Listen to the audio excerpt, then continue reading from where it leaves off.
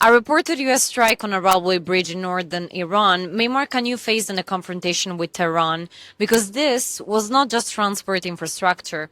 It was part of Iran's trade route towards China and Russia.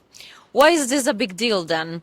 Because in previous phases of the US-Iran confrontation, railways were mostly part of the threat language. Bridges, transport routes, and power infrastructure were mentioned as possible targets. But railway infrastructure had not become such a visible part of the pressure campaign from Washington. Now, if confirmed, the threshold has changed. According to Iranian state media, a US strike hit the Akhtakekan railway bridge in Golestan province, near the border with Turkmenistan.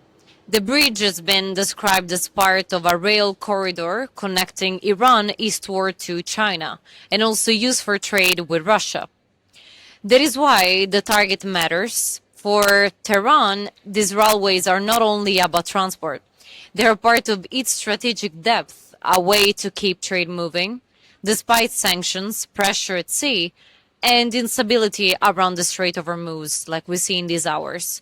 So the message is wider than one bridge. Washington is signaling that Iran's land corridors, the routes, especially linking it to China, Russia, and Central Asia, can also become vulnerable. There is still an important caveat. The corridor framing comes from Iranian media only and has not been fully independently verified by the CENTCOM. But the symbolism is clear. The confrontation is moving from military pressure to economic geography, from Hormuz to railways, and from the sea to Iran's access to the outside world. This is Giorgia Valente for the Geoview.